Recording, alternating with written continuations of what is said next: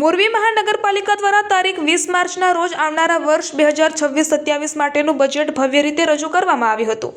આ અવસરે યોજાયેલ પ્રેસ કોન્ફરન્સમાં માનનીય વહીવટદાર શ્રી, માનનીય કમિશનર શ્રી તથા મોરબી મહાનગરપાલિકાના અધિકારીઓ દ્વારા ગત વર્ષના બજેટની વિગતવાર સમીક્ષા સાથે ચાલુ વિકાસ કામોની પ્રગતિ અને આવનારા વર્ષ માટેની પ્રાથમિકતાઓ અંગે વિસ્તૃત માહિતી આપવામાં આવી હતી। આ પ્રેસ કોન્ફરન્સનો મુખ્ય ઉદ્દેશ પારદર્શકતા જાળવીને નાગરિકોને વિકાસ કાર્યો અંગે માહિતગાર કરવા તથા નાગરિકોની ભાગીદારી વધારવાનો રહ્યો હતો। વર્ષ 2025-26 માટે મોરબી મહાનગરપાલિકાનું કુલ બજેટ ₹783.2 કરોડ હતું, જેના અંતર્ગત શહેરમાં માર્ગ વ્યવસ્થા, પાણી પુરવઠા, ગટર વ્યવસ્થા, સ્વચ્છતા, શહેરી હરિયાળી અને જાહેર સુવિધાઓના વિકાસ માટે વિવિધ મહત્વપૂર્ણ કામો હાથ ધરવામાં આવ્યા હતા। આ તમામ કામોની પ્રગતિ અને સિદ્ધિઓનું પ્રેસ કોન્ફરન્સ દરમિયાન સમીક્ષાત્મક પ્રસ્તુતિ કરવામાં આવી હતી। મહાનગરપાલિકાએ સિટીઝન્સ બજેટ જેવી અનોખી પહેલ દ્વારા નાગરિકોને સીધા બજેટ પ્રક્રિયામાં જોડવા માટે પ્રયાસ કર્યો હતો। આ પહેલ અંતર્ગત શહેરના નાગરિકો પાસેથી વિકાસ માટેના સૂચનો માંગવામાં આવ્યા હતા, જેમાં કુલ 149 સૂચનો પ્રાપ્ત થયા હતા। તેમાંથી 64 સૂચનોને ગ્રાહ્ય રાખીને આવનારા વર્ષના બજેટમાં સમાવિષ્ટ કરવામાં આવ્યો છે, જે નાગરિકોના સક્રિય સહભાગિતાનો સકારાત્મક પ્રતિબિંબ છે।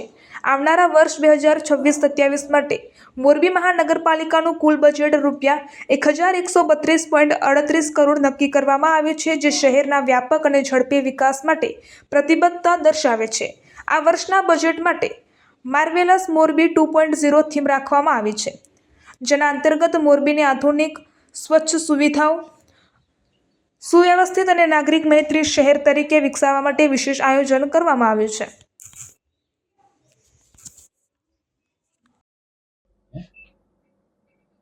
બજેટ રજૂ કરવામાં ગયા વર્ષ કરતાં શું નવીન છે અને કેટલું બજેટ છે અને કેટલું પુરાણ છે? ગયા વર્ષે માર્વેલસ મોરબીની થીમ પર મોરબી મહાનગરપાલિકાનું બજેટ રજૂ કરવામાં આવ્યું હતું, જેનું લગભગ 783 કરોડ જેટલું વ્યાપ હતું। આ વર્ષે અમે માર્વેલસ મોરબી 2.0 એટલે જે સુવિધાઓનું સ્તર છે એનું એક સ્તર વધે એ આશયથી લગભગ 1100 કરોડથી વધુનું બજેટ રજૂ કરવામાં આવ્યું છે આજે માનનીય વહીવટદારશ્રીને। આ બજેટમાં વિવિધ જે સુવિધાઓ છે એના ઉપર ફોકસ રાખવામાં આવ્યું છે, જેમાં આઉટગ્રોથ કનેક્ટિવિટી રોડ, જેના અંતર્ગત સિટીના જે આઉટગ્રોથના ગામો છે એ બારોબાર કનેક્ટ થાય અને ટ્રાફિકને ડાયવર્ઝન મળે એના માટે અમે જોગવાઈ કરી છે। સાથે સાથ વોકેબલ મોરબી અંતર્ગત સિટીના વિવિધ વિસ્તારોમાં ફૂટપાથ સહિતના પેવર બ્લોકની વ્યવસ્થા મળે અને કોઈપણ સિટીઝન સિટીના એક છોરથી બીજા છોર સુધી ફૂટપાથ મારફત જઈ શકે એના માટે અમે આયોજન કર્યું છે। એ સિવાય જે 9 જેટલા રોડ્સ છે સિટીના, એમાં બ્યુટિફિકેશનની કામગીરી પણ અમે લઈએ છીએ, જેમાં સિટીના મેજર રોડ્સ છે ત્યાં ફૂટપાથ, ત્યાં રોડ ફર્નિચર, ત્યાં ડિવાઈડર, ત્યાં સ્ટ્રીટ લાઇટ સહિતની તમામ સુવિધાઓ આવી જાય એ રીતનું અમે આયોજન કરીએ છીએ। 24 જેટલા સર્કલ્સનું પણ અમે આ જ રીતે અપગ્રેડેશન અને રેનોવેશન કરવા જઈ રહ્યા છે। એ સિવાય સિટીમાં 3 વ્હાઇટ ટોપિંગ રોડ્સ પણ સમાવેશ થશે। 70 કરોડના ખર્ચે વિવિધ રસ્તાનું રિસર્ફેસિંગ અને નવા રસ્તાના કામો કરવામાં આવશે। હેરિટેજની વાત કરીએ તો નહેરુ ગેટથી દરબારગઢનું હેરિટેજ પાથ ડેવલપ કરવામાં આવશે। મણી મંદિર ખાતે લાઇટ એન્ડ સાઉન્ડ શોની પણ અમે જોગવાઈ રાખેલી છે। વિવિધ વોટર ડિસ્ટ્રીબ્યુશન નેટવર્કના કામો, 2 નવા એસટીપીના કામો, ડ્રેનેજ લાઇન ડેવલપમેન્ટના કામો અને વિવિધ માર્કેટ ડેવલપમેન્ટ, જેમાં સિટીની જૂની માર્કેટ્સ પણ છે અને નવી માર્કેટ્સ ઊભી થાય એના માટે પણ અમારી પ્લાનિંગ છે અને શહેરની સ્વચ્છતા વધે એના માટે પણ વિવિધ આયોજન અમે કર્યું છે। સિટીમાં જે ગાર્ડન્સ છે તો એમાં 3 ગાર્ડન્સનું કામ ઓલરેડી ચાલુ છે સિટીમાં, બીજા 6 ગાર્ડન્સનું કામ થાય એ રીતે અમે પ્લાનિંગ કરીએ છીએ। એ સિવાય 6 તળાવોમાં તમામ સુવિધાઓ સહિત એમાં જે બાળકોને રમવા માટેની વ્યવસ્થા પણ થઈ જાય, જે લેક છે એનું દબાણથી રક્ષણ પણ થઈ જાય અને જે પ્રાકૃતિક એના એલિમેન્ટ્સ છે એ પણ આવી જાય એ રીતની પ્લાનિંગ સહિતના 6 લેક્સનું બ્યુટિફિકેશનનું કામ પણ અમે કરવા જઈ રહ્યા છીએ। વિવિધ સ્ટ્રીટ લાઇટ વિથ પોલના કામો, ડાયનેમિક લાઇટિંગના કામો, લાઇબ્રેરી બનાવવાના કામો અને અન્ય વિગતોનું બજેટમાં સમાવેશ કરવામાં આવ્યું છે। ગયા વર્ષના બજેટનું ખૂબ સારી રીતે અમલ થયું એના માટે માનનીય વહીવટદારશ્રી અને અમારી મહાનગરપાલિકાની ટીમનું હું આભારી છું। સાથે સાથ મોરબીના સિટીઝન્સ જે લોકોએ સતત આ પ્રોસેસમાં મારી સાથે ઇન્વોલ્વ હતા અને જ્યાં પણ એમના સજેશન્સ હતા એ અમે ધ્યાને લીધા છે, તો આ બધાનું ફરી સહકાર મને મળે એવી અપેક્ષા રાખું છું। મોટાભાગે ગયા વર્ષનું બજેટ હતું એમાંથી મોટાભાગનું રિપીટ થયું છે, આ વર્ષે બીજું નવીન શું કહી શકાય?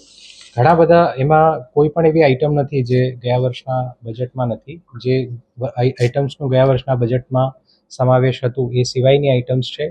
અમુક રોડ્સ એવા હોય છે જેનું કદાચ ગયા વર્ષે મહદ અમલીકરણ થયું હોય તો એનું ફરીથી બજેટમાં સમાવેશ કરવામાં આવ્યો હશે, પરંતુ મોટાભાગના આઇટમ્સ એવા છે which are new in the budget.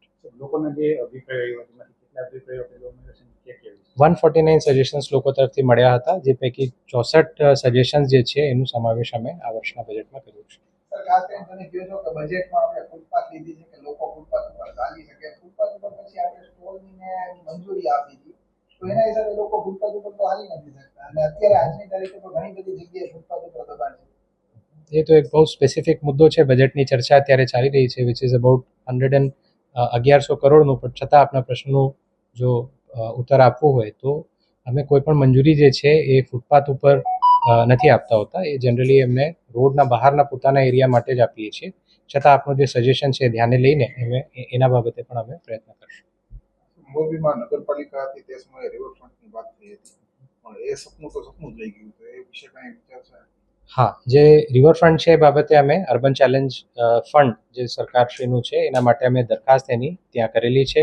એની દરખાસ્ત જે છે કેન્દ્ર સરકારમાંથી મંજૂર થતી હોય છે. જેમ આપે કીધું કે ગયા વર્ષમાં જે આઇટમ્સનો સમાવેશ થયો હતો એ આ વર્ષના બજેટમાં ભાગ બનવા ન જોઈએ, એ કારણે સિન્સ ગયા વર્ષે આ પ્રોજેક્ટ આવી ચૂક્યો હતો એનો અમે ઉલ્લેખ આ વર્ષના બજેટમાં કર્યું નથી. પરંતુ જો યુસીએફ અંતર્ગત આને મંજૂરી મળશે તો આનું અમલીકરણ આ વર્ષે કરવામાં આવશે. દેશ અને દુનિયાના સમાચાર જોવા માટે અમારી ચેનલ વાત્સલ્યમ સમાચારને સબસ્ક્રાઇબ કરો અને બેલ આઇકોન પર ક્લિક કરો, જેથી આપને રોજે રોજની તમામ અપડેટ મળતી રહે. સાથે જ અમારા ફેસબુક અને ઇન્સ્ટાગ્રામ પેજને ફોલો કરો.